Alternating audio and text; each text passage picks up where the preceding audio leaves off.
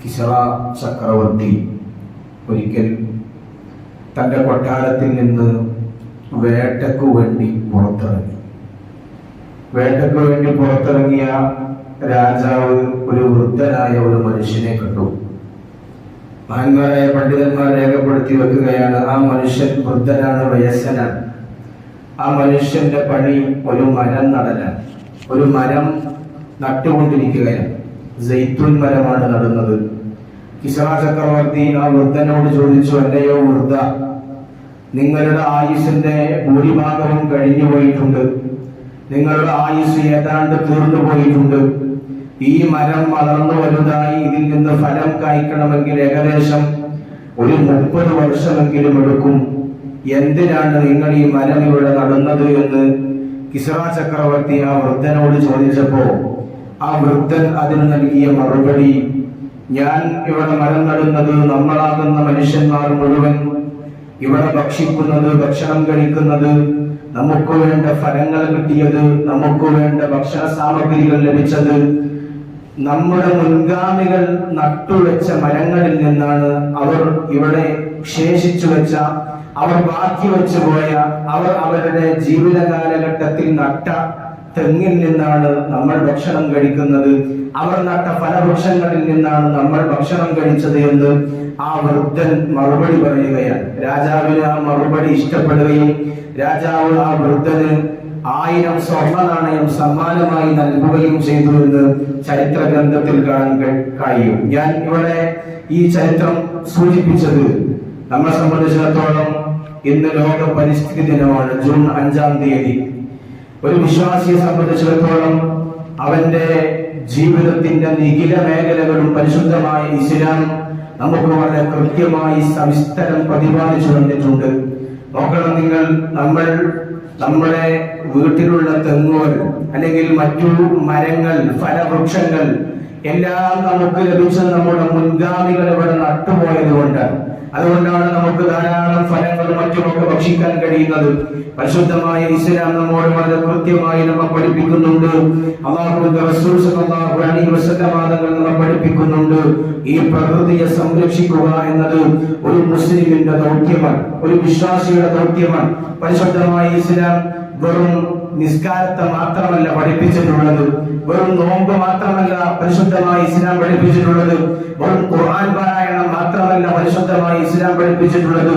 ഈ പ്രകൃതിയോട് ഇണങ്ങി ജീവിക്കാൻ, ഈ പ്രകൃതിയോട് അലിഞ്ഞു ചേരാൻ, ഈ പ്രകൃതിയിൽ നിന്ന് അതിനുവേണ്ട വിഭവങ്ങൾ സമാഹരിക്കാൻ, ഈ പ്രകൃതിക്ക് വേണ്ടി ജോലിയെടുക്കാൻ പരിശുദ്ധമായ ഇസ്ലാം നമ്മോട് കൽപ്പിച്ചിട്ടുണ്ട്. ഹബീബായ നബി തങ്ങൾ പറയുന്നു, ഏറ്റവും നല്ല പണം എന്ന് പറയുന്നത്, ഒരു മനുഷ്യന്റെ ഏറ്റവും വലിയ സമ്പാദ്യം എന്ന് പറയുന്നത് അവന്റെ സ്വന്തം കൈകൾ കൊണ്ട് അധ്വാനിച്ചുണ്ടാക്കിയ പണമാണ്. പാടത്ത് പോയി കൃഷി ചെയ്തുണ്ടാക്കിയ സമ്പത്ത്, അവൻ മണ്ണിലിറങ്ങി അധ്വാനിച്ച സമ്പത്ത്, ഇതാണ് ഏറ്റവും ഉത്തമമായ സമ്പത്ത് എന്ന് ഹബീബായ നബി സല്ലല്ലാഹു അലൈഹി വസല്ലം തങ്ങൾ നമുക്ക് പഠിപ്പിച്ചു തന്നിട്ടുണ്ട്.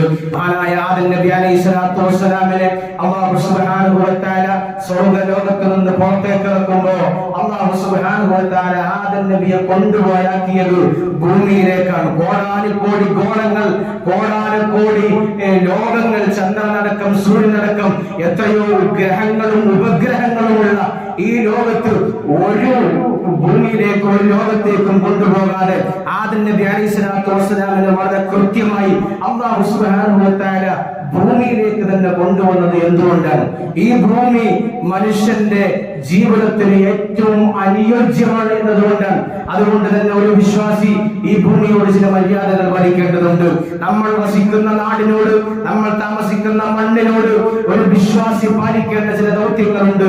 ഒരിക്കലും അതിനെ മലിനപ്പെടുത്താൻ, അവിടെയുള്ള ഉപഭോഗ വസ്തുക്കളെ ദുരുപയോഗം ചെയ്യാൻ ഒരു വിശ്വാസിയോട് ഒരിക്കലും പരിശുദ്ധമായി ഇസ്ലാം കൽപ്പിച്ചിട്ടില്ല. അങ്ങനെ ചെയ്യരുത് എന്നാണ് പറഞ്ഞത്. പ്രകൃതിയെ മലിനമാക്കുന്ന, വെള്ളത്തെ മലിനമാക്കുന്ന എല്ലാ നിലപാടുകളോടും പരിശുദ്ധമായ ഇസ്ലാം എല്ലാ കാലത്തും എതിരായിരുന്നു. ഭൂമിയെ പരിപാലിക്കുന്ന ആളുകൾക്ക് ദീർഘായുസ്സുണ്ടാകുമെന്ന് മഹാനായ ഇമാം റാസി റളിയല്ലാഹു തആല അൻഹു അവിടുത്തെ തഫ്സീറിൽ രേഖപ്പെടുത്തുന്നുണ്ട്. മുൻഗാമികളായ ഫാരിസ് ഫാരിസി പേർഷ്യൻ രാജാക്കന്മാർക്ക് വലിയ വലിയ ദീർഘായുസ് ഉണ്ടായിരുന്നു. ആ സമയത്ത് അവർ ധാരാളം ധാരാളമായി മരങ്ങൾ അവർ നട്ടുപിടിച്ചു, ഈ പ്രകൃതിയെ പരിപാലിച്ചു. ഇവർക്കതെല്ലാം കിട്ടിയത് ദീർഘമായ ദീർഘായുസ് അവർക്ക് ലഭിക്കാനുള്ള കാരണം അവർ പ്രകൃതിയോട് ഒട്ടിച്ചേർന്നു എന്നതുകൊണ്ടാണ്. ആ കാലഘട്ടത്തിലുള്ള ഒരു പ്രവാചകൻ ഇമാം റാസി തങ്ങൾ രേഖപ്പെടുത്തുന്നുണ്ട്, പേർഷ്യക്കാരുടെ കാലഘട്ടത്തിൽ ജീവിച്ചിരുന്ന ഒരു നബി അല്ലാഹുവിനോട് ചോദിച്ചു, എന്താണ് അല്ലാഹുവേ ഈ രാജാക്കന്മാർക്ക് ഇത്രത്തോളം ദീർഘായുസ് ലഭിക്കാനുള്ള കാരണമെന്ന് ചോദിച്ചപ്പോ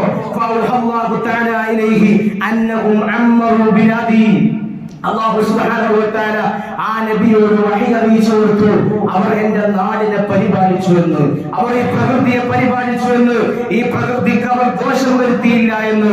അതുകൊണ്ടാണ് അവർക്ക് അല്ലാഹു സുബ്ഹാനഹു വ തആല ദീർഘായുസ് കൊടുത്തത് എന്ന് മഹാനായ ഇമാം റാസി റളിയല്ലാഹു തആല രേഖപ്പെടുത്തുന്നുണ്ട്. അതുകൊണ്ട് മുഅ്മിനീങ്ങളായ നമ്മൾ വളരെ കൃത്യമായി ചിന്തിക്കുകയും ആലോചിക്കുകയും ചെയ്യേണ്ട ഒരു സമയമാണ്. നമ്മുടെ നാടിനെയും നമ്മുടെ പരിസരങ്ങളെയും നമ്മുടെ വീടിനെയും പരിപാലിക്കുക എന്ന് പറയുന്ന വലിയ ഉത്തരവാദിത്വം നമുക്കുണ്ട്. മുത്തനബി സല്ലല്ലാഹു അലൈഹി വസല്ലം തങ്ങൾ പറയുകയാണ്, മൻ വറസ വറസൻ, ആരെങ്കിലും ഒരു മരം നട്ടാൽ ലം യകുൽ മിൻഹു ആദമിയ്യുൻ വലാ ഖൽഖുൻ മിൻ ഖൽഖില്ല, അല്ലാഹുവിന്റെ സൃഷ്ടികളിൽ നിന്ന്, അത് മനുഷ്യരാവട്ടെ മനുഷ്യേതര ജീവികളാവട്ടെ പക്ഷികളാവട്ടെ മൃഗങ്ങളാവട്ടെ, അവൻ തട്ട ഒരു മാങ്ങയുടെ മൂച്ചിയിൽ നിന്ന് അല്ലെങ്കിൽ ഒരു ചക്കയുടെ ഫലത്തിൽ നിന്ന് ആരെങ്കിലും ഒരാൾ ഭക്ഷിച്ചാൽ, അത് മൃഗമാവട്ടെ മനുഷ്യനാവട്ടെ ആര് ഭക്ഷിച്ചാലും ഇല്ലാ കാന ലഹു ബിഹി സദഖ, അതവർക്ക് സദഖയാണ് എന്ന് മുത്തനബി സല്ലല്ലാഹു അലൈഹി വസല്ലം നമ്മെ പഠിപ്പിച്ചിട്ടുണ്ട്. തീർന്നില്ലല്ലോ, മരണപ്പെട്ടു പോയാൽ നമ്മുടെ ഖബറിലേക്ക് ഉപകരിക്കുന്ന, നമ്മുടെ ഖബറിലേക്ക് പ്രതിഫലം വന്നുകൊണ്ടിരിക്കുന്ന ഒരു നന്മയെ മുത്തനബി പരിചയപ്പെടുത്തുന്നുണ്ട്. ആ നന്മയാണ് മരം നടുക എന്ന് പറയുന്നത്, ഒരു വൃക്ഷം നടുക എന്ന് പറയുന്നത്. ഒരു വൃക്ഷം നമ്മൾ വീട്ടിൽ കൊണ്ടുപോയി നട്ട് ആ വൃക്ഷം 30 വർഷക്കാലം 40 വർഷക്കാലം ഒക്കെ അതങ്ങനെ പോത്തു നിൽക്കും, അതങ്ങനെ ഫലങ്ങൾ പുറപ്പെടുവിച്ചുകൊണ്ടിരിക്കും. നമ്മളൊരു പക്ഷേ ഖബറിലായിരിക്കും.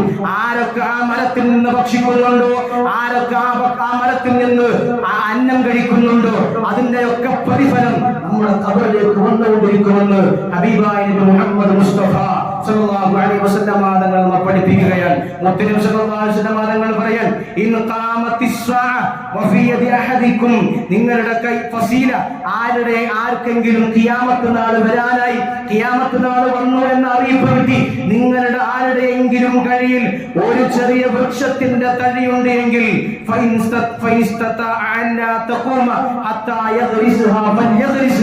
ആ വൃക്ഷത്തെ എടുത്തവൻ നടട്ടെ. ഖിയാമത്ത് നാൾ വരുന്നു എന്ന് കേട്ടാൽ പോലും ചെയ്യണം എന്ന് മുത്തനബി പഠിപ്പിച്ച ഒരു പ്രവർത്തനമാണ് മരം നടുക എന്ന് പറയുന്നത്. ഒരു വിശ്വാസി അതിൽ ജാഗരൂകരാവേണ്ടതുണ്ട്. അല്ലാഹു സുബ്ഹാനഹു വ തആല നമുക്ക് തൗഫീഖ് നൽകി അനുഗ്രഹിക്കട്ടെ. ഭൂമിയുണ്ടെങ്കിൽ ആ ഭൂമിയിൽ കൃഷി ചെയ്യണം.